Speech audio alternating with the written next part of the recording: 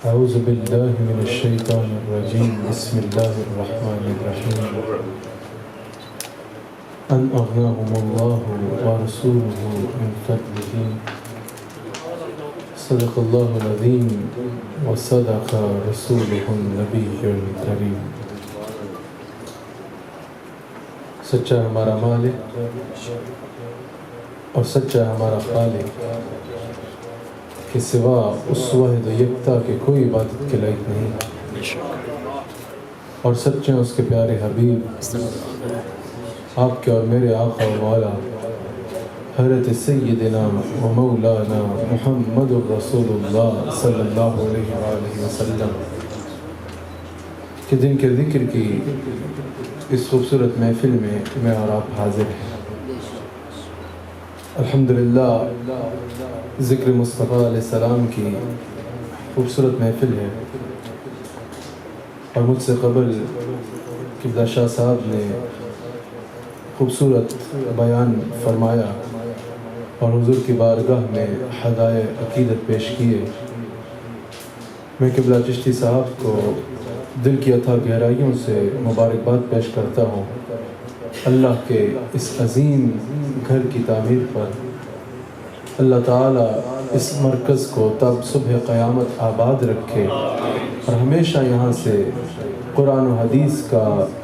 اور حضور علیہ السلام کی محبت کا پیغام تقسیم ہوتا رہے، پیغام جاری رہے، اور یہاں سے لوگ اکتساب فیض کرتے رہے۔ حضور علیہ السلام کے میلاد کی محفل ہے، وقت کافی گزر چکا، تھوڑی دیر میں نے حضور علیہ السلام کی شان آپ کے آگے بیان کرنی ہے۔ یاد رکھیے گا حضور علیہ السلام کے در دولت سے وابستہ رہنے کا حکم، حضور علیہ السلام کے دروازہ کرم سے بھیک مانگنے کا حکم، حضور علیہ السلام سے عطا کی امید رکھنے کا حکم ہی ہمیں اللہ تعالیٰ نے ارشاد فرمایا ہے۔ جو ہم حضور علیہ السلام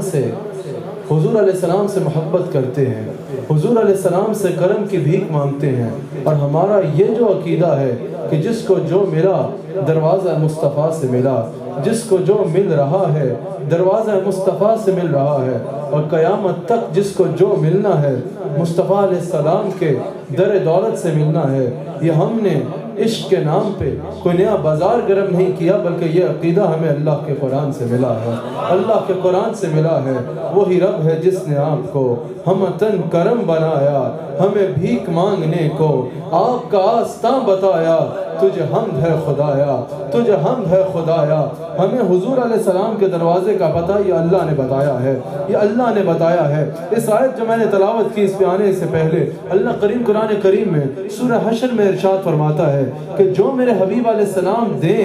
وہ لے لو، اور جس سے میرے حبیب علیہ السلام روک دیں اس سے رک جاؤ۔ جو میرے حبیب علیہ السلام دیں وہ لے لو۔ امام فخر الدین رازی کہتے ہیں یہ صرف کسی ایک چیز کے لیے نہیں ہے کہ جو رسول اللہ دیں وہ لے لو، یہ صرف مال غنیمت کے لیے نہیں ہے، یہ صرف علم کے لیے نہیں ہے، یہ صرف شریعت کے احکامات کے لیے نہیں ہے، یہاں ما عموم کے لیے ہے۔ اس سے مراد ہر عطا ہے۔ جو میرے حبیب علیہ السلام دیں وہ لے لو، جو میرے حبیب علیہ السلام دیں وہ لے لو، یہ عموم کے لیے ہے۔ تو اس سے یہ بھی پتہ چلا اللہ قریب قیامت تک آنے والوں کو بتا رہا ہے جس کو جو بھی حاجت ہو دروازہ مصطفیٰ پہ حاضر ہو جائے، جو مصطفیٰ دیں وہ لے لے۔ جس کو جو حاجت ہو وہ مصطفیٰ علیہ السلام کی بارگاہ میں جھولی پھیلائے، جس کو جو حاجت ہو وہ حضور علیہ السلام کے در دولت پہ جائے، جس کو جو ملے گا دروازہ مصطفیٰ سے ملے گا۔ ذرا اس کے کلام کی شان تو دیکھو، سورہ حشر میں ہمیں ارشاد فرمایا کہ جو مصطفیٰ دیں وہ لے لو،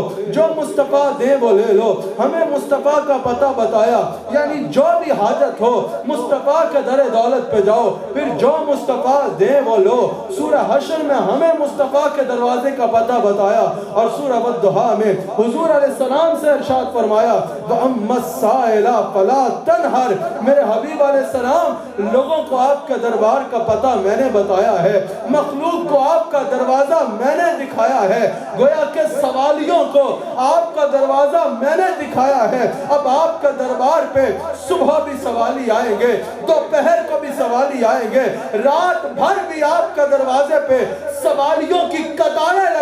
لگی رہے گی۔ وَأَمَّا السَّائِلَ فَلَا تَنْهَرْ، میرے حبیب علیہ السلام آپ کبھی کسی سائل کو اپنے دروازے سے خالی نہ موڑیے گا، آپ کسی سائل کو اپنے دروازے سے خالی نہ موڑیے گا، کبھی آپ اپنے دروازے سے کسی سائل کو خالی نہ پھیریے گا۔ یہی وجہ ہے، بخاری میں موجود ہے، حضرت جابر کہتے ہیں میں نے جتنا عرصہ رسول اللہ کی بارگاہ میں گزارا، میری نگاہ رسول اللہ کے معاملات پہ رہا کرتی، محبت کی نگاہ میں رسول اللہ پہ رکھا کرتا۔ کیا شان تھی ان صحابہ کی خوش اتوار نگاہوں کو سلام، جن کا مسلک تھا طواف رخ زیباں کرنا، جن کا مقصد تھا طواف رخ زیباں کرنا۔ کہاں میری محبت کی نگاہ رسول اللہ کے معاملات کی طرف رہتی تھی، کہاں میں نے کوئی چیز ایسی نہیں دیکھی جو حضور کا دربار میں نہ ہو۔ جس نے جو مانگا حضور نے گویا کہ عطا فرمایا، اور جس نے جو کہا حضور نے کر کے دکھایا۔ میں نے کوئی چیز ایسی نہیں دیکھی جو حضور کا دربار میں نہ ہو۔ ہاں ایک لفظ نہیں ہے جو میں نے مصطفیٰ کی زبان سے نہیں سنا، ایک لفظ نہیں ہے جو میں نے مصطفیٰ کی زبان سے نہیں سنا۔ زمانے نے سخی ایسا نہیں دیکھا، لبوں پہ جس کے سائل نے نہیں آتا نہیں دیکھا۔ کہ میں نے مصطفیٰ علیہ السلام کے دربار میں اگر نہیں دیکھا تو لفظ نہیں دیکھا، باقی جب مصطفیٰ کی بارگاہ میں جو حاضر ہوا، جس نے جو مانگا حضور علیہ السلام نے اس کو عطا فرمایا، حضور علیہ السلام نے اس کو عطا فرمایا۔ صحیح بخاری میں یہ حدیث موجود ہے، آقا علیہ السلام ارشاد فرماتے ہیں اللہ نے مجھے زمین کے تمام خزانوں کی چابیاں عطا فرمائی ہیں، اللہ نے مجھے زمین کے تمام خزانوں کی چابیاں عطا فرمائی ہیں۔ امام عبد الرؤف مناوی اس حدیث کی تشریح بیان کرتے ہوئے کہتے ہیں کہ جب رسول اللہ نے یہ ارشاد فرمایا کہ اللہ تعالیٰ نے مجھے زمین کے تمام خزانوں کی چابیاں عطا فرمائی ہیں، تمام خزانوں کی چابیاں اللہ نے مجھے عطا فرما دی ہیں، امام عبد الرؤف مناوی کہتے ہیں اس حدیث سے یہ واضح ہو گیا کہ اب قیامت تک زمین پہ اللہ کے خزانوں سے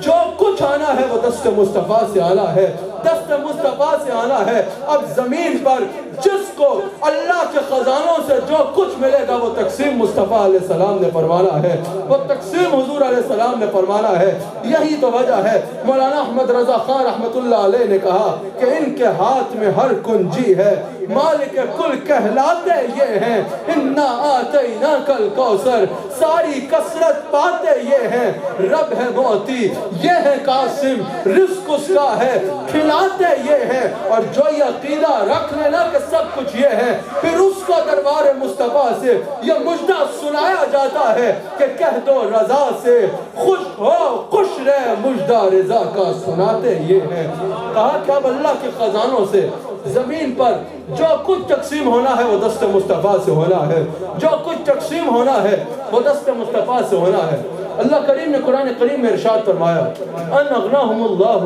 ورسولہ من فضلہ، ان کو غنی کیا اللہ نے اور اس کے رسول نے اپنے فضل سے، ان کو غنی کیا اللہ نے اور اس کے رسول نے اپنے فضل سے۔ اللہ اکبر۔ اب غنی کرنا ایک فعل ہے، ایک پروسیس ہے۔ یہاں دیکھیے اللہ تعالیٰ نے جیسے غنی کرنے کی نسبت اپنے ساتھ فرمائی، بے نہیں ویسے اپنے حبیب علیہ السلام کے ساتھ فرمائی، ویسے ہی اللہ نے غنی کرنے کی نسبت اپنے حبیب علیہ السلام کے ساتھ فرمائی۔ جیسے اللہ تعالیٰ نے دولت مند کرنے کی نسبت اپنے ساتھ فرمائی، ویسے ہی اپنے حبیب علیہ السلام کے ساتھ فرمائی۔ لیکن جہاں جس نقطے کی طرف میں آپ کی توجہ دلانا چاہتا ہوں، حضور علیہ السلام نے ارشاد، اللہ تعالیٰ نے قرآن کریم میں ارشاد فرمایا ان اغناہم اللہ ورسولہ من فضلہ۔ یہاں اللہ تعالیٰ نے دو کا ذکر فرمایا، ان اغناہم اللہ ورسولہ، دو کا ذکر فرمایا، لیکن وہ ضمیر ذکر فرمائی جو واحد کے لیے استعمال ہوتی ہے۔ مثال کے طور پہ اگر کوئی کہے کہ فلاں اور فلاں اس محفل میں آ رہا ہے، یہ جملہ غلط ہوگا کیونکہ وہ دو ہیں، تو کہا جائے گا کہ آ رہے ہیں، آ رہے ہیں۔ جس طرح اردو میں ایک کے لیے واحد ہوتا ہے، ایک سے زیادہ کے لیے جمع ہوتا ہے، دو یا اس سے زیادہ کے لیے جمع کا صیغہ استعمال کیا جاتا ہے، اسی طرح عربی میں ایک کے لیے واحد ہوتا ہے، دو کے لیے تثنیہ ہوتا ہے، اور تین یا اس سے زیادہ کے لیے جمع کا صیغہ استعمال کیا جاتا ہے۔ یہاں اللہ تعالیٰ نے دو کا ذکر فرمایا، ان اغناہم اللہ ورسولہ، دو کا ذکر فرمانے کے بعد ہو ضمیر ذکر فرمائی، من فضلہ، ہو ضمیر ذکر فرمائی جو واحد کے لیے استعمال ہوتی ہے، جو واحد کے لیے استعمال ہوتی ہے۔ اب جو مفسرین عشق مصطفیٰ میں ڈوب کے قرآن کی تفسیر کرتے ہیں اور قرآن کی تفسیر بیان فرماتے ہیں، وہ کہتے ہیں کہ یہاں اللہ نے دو کا ذکر فرمانے کے بعد من فضلی ہی واحد ضمیر ذکر فرمائی۔ اللہ کے کلام میں غلطی کا تصور کفر ہے، اللہ کے کلام میں غلطی کا تصور کیا ہی نہیں جا سکتا، لیکن جب دو کا ذکر آیا تو تسنیہ یا جمع کے بجائے واحد ضمیر ذکر فرما کے اللہ تعالیٰ واضح فرما رہا ہے کہ قیامت تک آنے والے یہ جان لے، نظر آنے میں تو یہ دو ذاتیں ہیں لیکن خدا اور مصطفیٰ کی عطا بھی ایک ہے، خدا اور مصطفیٰ کی رضا بھی ایک ہے۔ خدا جس کو عطا فرماتا ہے دست مصطفیٰ سے عطا فرماتا ہے، خدا جس کو عطا فرماتا ہے دست مصطفیٰ سے عطا فرماتا ہے، دست مصطفیٰ سے عطا فرماتا ہے۔ اللہ تعالیٰ نے میرے مصطفیٰ علیہ السلام کو ہر خزانے پر اختیار عطا فرمایا ہے، اللہ تعالیٰ نے میرے مصطفیٰ علیہ السلام کو ہر خزانے کی کنجی عطا فرمائی ہے، ہر خزانے کی کنجی عطا فرمائی ہے، اور اللہ کے خزانوں سے زمین پر جو کچھ تقسیم ہوتا ہے وہ دست مصطفیٰ سے ہوتا ہے، وہ دست مصطفیٰ سے ہوتا ہے۔ میں نے اپنی بات کو اختتام کرنا ہے، یاد رکھیے گا میرا مصطفیٰ علیہ السلام کی ذات وہ ذات ہے، ہر بادشاہ اپنوں کو نوازتا ہے، میرے آقا علیہ السلام نے جیسے اپنوں کو نوازا ویسے ہی بیگانوں کو نوازا ہے، ویسے ہی بیگانوں کو نوازا ہے، ہر بادشاہ اپنوں کو نوازتا ہے، میرے مصطفیٰ جیسے اپنوں کو نوازتے ہیں ویسے ہی بیگانوں کو نوازتے ہیں، میرے مصطفیٰ علیہ السلام نے جیسے اپنے غلاموں کی جھولیاں بھری ویسے ہی سب کے لیے بھری، ویسے ہی سب کی جھولیاں بھری۔ اللہ اکبر، میرا مصطفیٰ علیہ السلام کا دربار لگا ہے، میں بات کو اختتام کی طرف لے جا رہا ہوں۔ میرا مصطفیٰ علیہ السلام کا دربار اقدس لگا ہے، حضور علیہ السلام مدینہ منورہ میں رونق افروز ہیں، مکہ میں قید سالی ہو گئی، لوگ مرنا شروع ہو گئے، قید سالی ہو گئی، بارش نہیں ہو رہی تھی۔ ابو سفیان اس وقت اسلام قبول نہیں کیا، اس وقت اسلام قبول نہیں کیا، اس وقت حضور علیہ السلام کے بڑے دشمنوں میں سے دشمن میں شمار ہوتے ہیں۔ ابو سفیان حضور کی بارگاہ میں حاضر ہوا، حضور کی بارگاہ میں حاضر ہوا، عرض کی گیا، حضور علیہ السلام کا نام نامی لیا اور عرض کی، اللہ اکبر، عرض کی کہ مکہ میں قید سالی ہو گئی ہے، مکہ میں قید سالی ہو گئی ہے، بارش نہیں ہو رہی، آپ کچھ کیجئے۔ وہ بھی جانتا تھا کہ ان کے ہاتھ میں ہر کنجی ہے، اس وقت اسلام قبول نہیں کیا لیکن پھر بھی حضور کی بارگاہ میں آ کے عرض کر رہا ہے۔ میرا وجدان یہ کہتا ہے کہ اس وقت ابو سفیان کو وہ منظر بھولا تو نہیں ہوگا، وہ منظر یاد ہوگا کہ جب حضرت سیدنا ابو طالب رضی اللہ تعالیٰ عنہ حضور علیہ السلام کے بچپنے میں حضور علیہ السلام کو جا کے دیوار کعبہ کے ساتھ کھڑا کرتے ہیں، دیوار کعبہ کے ساتھ کھڑا کرتے ہیں اور دعا کرتے ہیں کہ یا اللہ اس سونے چہرے والے نوجوان کے صدقے سے، ابو طالب بتوں سے نہیں مانگتے، اللہ سے کہتے ہیں کہ یا اللہ جو عقیدہ ہو وہ ڈنکے کی چوٹ پہ ہونا چاہیے، یا اللہ اس سونے چہرے والے جوان کے صدقے سے بارش نازل فرما۔ اس وقت بارش نازل ہوتی ہے، ابو سفیان کو وہ منظر بھولا نہیں تھا، اس لیے مدینہ منورہ میں آ کے عرض کر رہا ہے۔ اور میں یہاں کہتا چلوں، اس بات سے پتہ چلا، یہ تو مستند احادیث سے ثابت ہے کہ بعد میں بھی حضور علیہ السلام اکثر صحابہ سے سوال فرمایا کرتے، کون ہے جو مجھے یہاں کھڑے ہو کے میرے چچا ابو طالب کے وہ اشعار سنائے گا جو انہوں نے مکہ میں میری شان میں کہے؟ مجھے کہنے دو، اپنے عقیدے تم اپنے پاس رکھو، ہم اپنا عقیدہ بیان کریں گے۔ تم نے رسول کو اعلان نبوت کے بعد پہچانا ہے، ابو طالب وہ ہے جس نے اعلان نبوت سے پہلے حضور کو پہچانا لیا ہے، حضور کو پہچان لیا ہے۔ مجھے سمجھ نہیں آتی اصحاب کہف کے کتے کو تو جنت میں بھیج دیتے ہو، کس وجہ سے؟ کیا اصحاب کہف کے دروازے پہ بیٹھا اور اس کی جنت میں شک کرتے ہو جس نے ساری زندگی نبی کا بوجھ اپنے کندھوں پہ اٹھایا؟ نعرہ تکبیر، نعرہ رسالت۔ میں ایک بات کرنا چاہتا ہوں، اس موضوع سے ہٹنا چاہتا ہوں اور آپ کی نظر ایک بات کرنا چاہتا ہوں، پھر میں اپنے موضوع پہ آ کے اس کو مکمل کروں گا، اور اس میں میرے مصطفیٰ کا درس عمل بھی ہے۔ میرے مصطفیٰ نے فرمایا کہ جس نے کسی بھی یتیم کی کفالت کی، جس نے کسی بھی یتیم کی کفالت کی، وہ جنت میں میرے ایسے قریب ہوگا جیسے یہ 2 انگلیاں، جنت میں میرے ایسے قریب ہوگا جیسے یہ 2 انگلیاں ہیں کسی بھی یتیم کی. اب وہ یتیم چاہے مسلمان ہے یا نہیں ہے, تم اس کی کفالت کرو, جنت میں مصطفیٰ کیسے قریب ہوگے؟ میں آپ سے ایک سوال کرنا چاہتا ہوں, کسی بھی یتیم کی کفالت کرنے والا جنت میں جا رہا ہے؟ کسی بھی یتیم کا کفیل جنت میں جا رہا ہے, تو جو مصطفیٰ کا کفیل ہے اس کے بارے میں تمہارا کیا ہے؟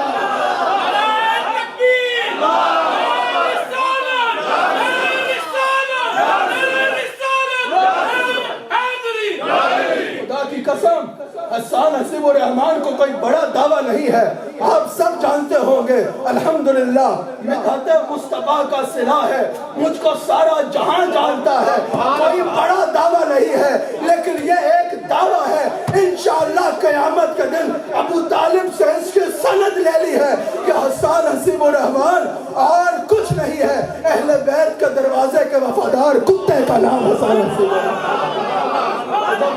اہل بیت کا, جب میرے پاس ہے سب کچھ اہل بیت کا, جب میرے گھر کا چولہا سیدہ زہرا کی خیرات سے چلتا ہے, جب میرے بچے سیدہ فاطمہ کا لنگر کھاتے ہیں, جب مجھے عزتیں سیدہ فاطمہ کے دروازے سے ملتی ہے, تو الحمدللہ نمک حلال ہوں, عقیدہ چھپا کے نہیں رکھتا, بیان کرتا ہوں. اور قیامت کے دن اس عقیدے پہ حضرت ابو طالب سے لے کر اہل بیت کے بچے بچے سے شفاعت کا تقاضا. ابو سفیان سامنے کھڑے ہیں, ابو سفیان سامنے کھڑے ہیں. میرا دل کر رہا ہے ذرا اہل بیت کا ذکر اور کرو. آپ سننا چاہو گے؟ مجھے پتا چل گیا یہ مجمع ایمان والوں کا مجمع ہے. میں آپ کو ایک بات بتاؤں, اگر پہچاننا ہونا کسی میں ایمان ہے یا نہیں ہے, ایمان ہے یا نہیں ہے, کوئی صاحب ایمان ہے یا منافق ہے. اب آپ کو پتا ہے منافق نمازیں بھی پڑھے گا, روزے بھی رکھے گا, سب کچھ کرے گا. اگر دیکھنا ہو کہ کوئی ایمان والا ہے یا نہیں ہے, اس کے سامنے اہل بیت کا ذکر شروع کہنا شروع کر دو, علی علی علی علی علی. اگر ایمان والا ہوا تو چہرہ بتا دے گا, اور اگر بےایمان ہوا تو چہرہ چوسے آم کی طرح گزر گا.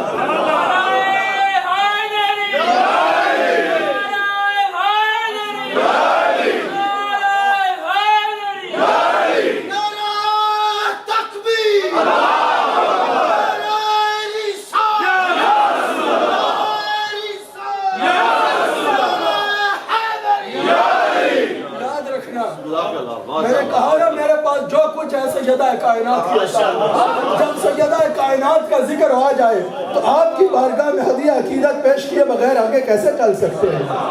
سیدہ کائنات کی عطا ہے. قبلہ میرا یہ موقف ہے اور میرا یہ مزاج ہے, میرا جو موقف ہو میں اس کو بیان کرتا ہوں. آپ نے ایک دفعہ میری فون پہ بھی حوصلہ افزائی فرمائی تھی, میرا جو موقف ہو جب موقف ہو میں اس کو بیان کرتا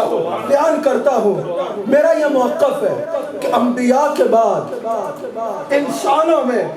سب سے افضل ذات کا نام سیدہ فاطمہ الزہرا ہے, اور میں اس کا بھی قائل ہوں. آپ کو حیرت ہوگی لیکن میں اس حیرت کو دور کروں گا, اور میں اس کا بھی قائل ہوں کہ افضل البشر بعد از انبیاء سیدنا صدیق اکبر. میں اس کا بھی قائل ہوں کہ افضل البشر بعد از انبیاء صدیق اکبر ہے. لیکن پھر بھی میرا یہ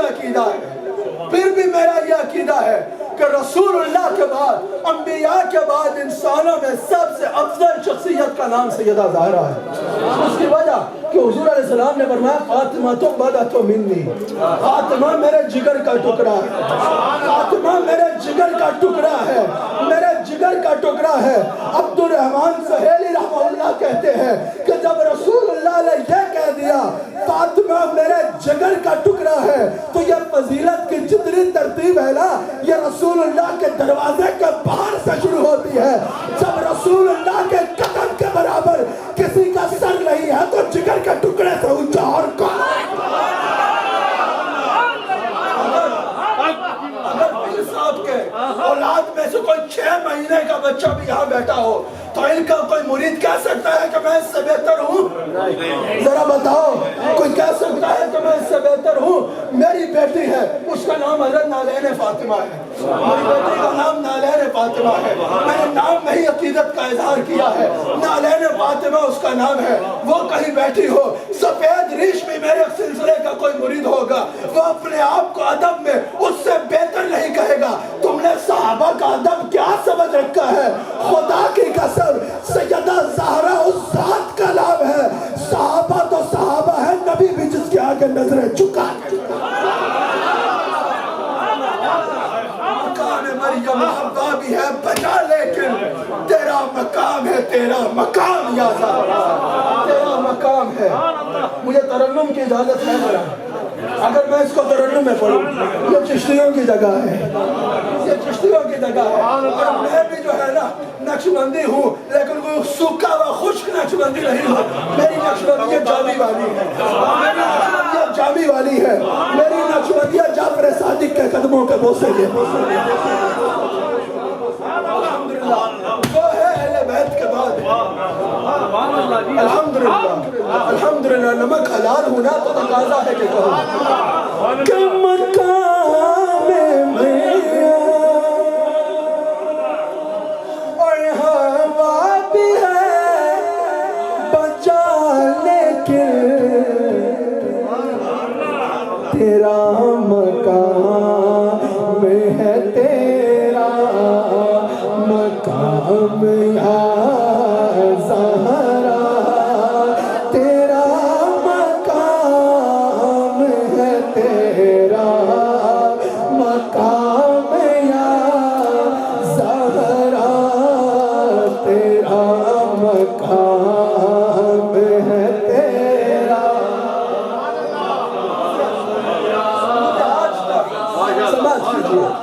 مجھے آج تک جب بھی میں سیدہ کا ذکر کرتا تھا نا تو لفظوں کے معاملے میں اپنے آپ کو غریب تصور کرتا ہوں، الفاظ میں اپنے آپ کو بڑا غریب تصور کرتا ہوں۔ ویسے تو اہل بیت کے خود لوگ بیٹھے ہوں تو اہل بیت کا ذکر کوئی اور کیسے کرے، لیکن میں نے کہا جب اتنا خوبصورت گلشن سجا ہوا ہے تو ہم نوا میں بھی کوئی گل ہوں کہ خاموش رہوں، میرا بھی حق بنتا ہے۔ اچھا، مجھے کوئی ایسا شعر نہیں ملا تھا، چشتی رنگ آج غالب آ گیا ہے، مجھے کوئی ایسا، یہ چشتی بھی بڑے ڈاڑے لوگ ہوتے ہیں، مجھے کوئی ایسا شعر نہیں ملا تھا، کوئی ایسا شعر نہیں ملا تھا یا کوئی ایسا جملہ نہیں ملا تھا کہ جس سے میں سیدہ کی عقیدت کا اظہار کر سکتا۔ قبلہ مجھے مل گیا، مجھے مل گیا۔ حامل شریعت سے اجازت اگر مجھے اس کی تو تیرا در ہو میری سجدہ گاہ یا زہرا، تو تیرا در ہو میری سجدہ گاہ۔ آخری شعر پڑھتا ہوں، کلام تو یہ لمبا ہے اور میں اس کو وظیفہ کی طرح پڑھا کرتا ہوں، آخری شعر پڑھتا ہوں اور آپ کو ایک دعوت فکر دوں، آپ سارے میرے ساتھ یہ مل کے پڑھ لیں۔ آخری شعر نا، مجھے کیا ملے گا آپ پڑھو یا نہ پڑھو، ایک بار پڑھ کے دیکھ لو، خدا کی قسم سیدہ کی بارگاہ میں عقیدت قبول ہو گئی تو بیڑا پار ہے۔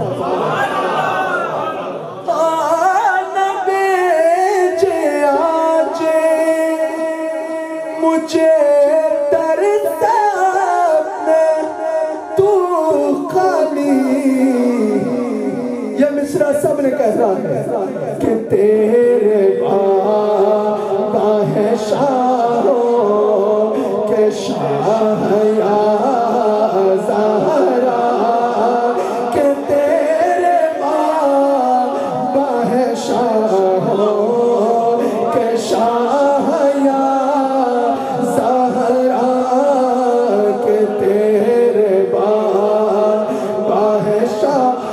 شاہوں کے شاہ یا زہرا، کہ تیرے باہ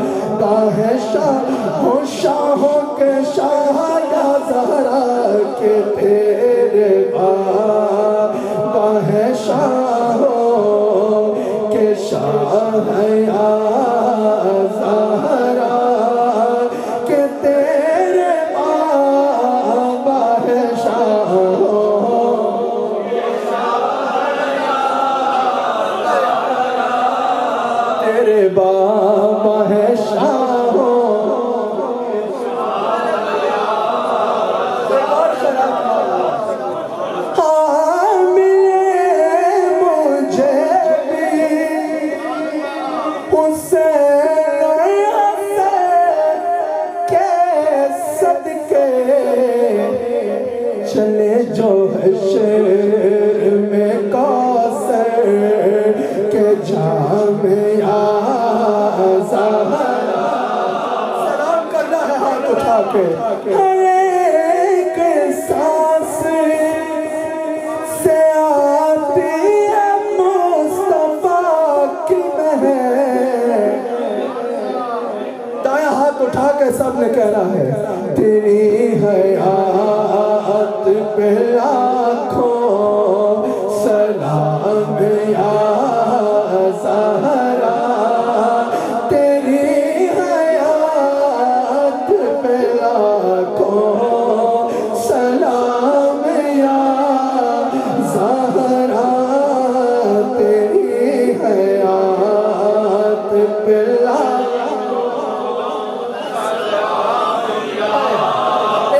چاہتا ہوں یہ مجمع گونج اٹھے آج پہلی محفل میں سیدہ فاطمہ کا سلام ایسا گونجے کہ تا قیامت ہی آباد رہے تیری حیات پہ لاکھوں سلام یا زہرا تیری حیات پہ لاکھوں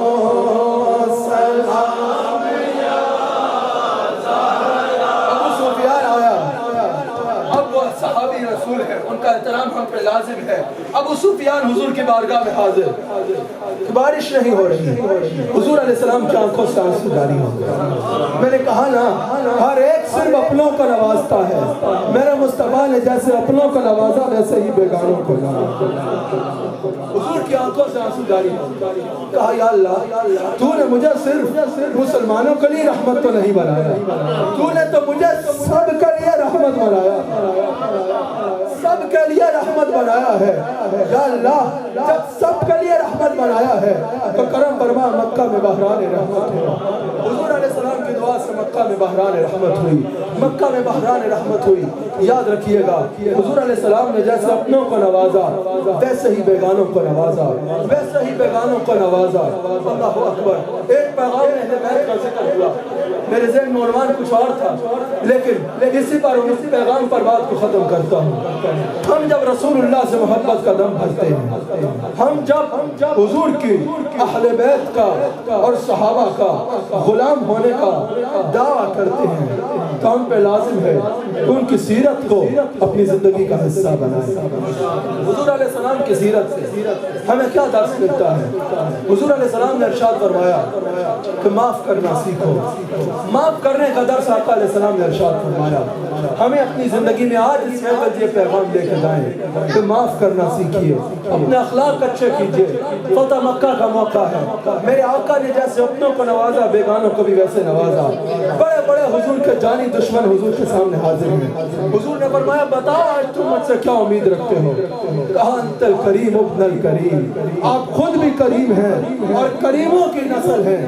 کریموں سے کرم کے سوا کس چیز کی توقع کی جا سکتی ہے آقا علیہ السلام نے فرمایا جاؤ میں تم سب کو معاف کرتا ہوں سب کو معاف کرتا ہوں حضور علیہ السلام کے صرف یہ فرمانا کہ میں تم سب کو معاف کرتا ہوں 2000 لوگوں نے ایک دن میں اسلام قبول کر لیا حضور علیہ السلام کی سیرت سے یہ درس سیکھیے آج ہم سمجھتے ہیں کہ ہم نے صرف مسلمانوں کے ساتھ یہ اچھا اخلاق رکھنا ہے صرف جو ہے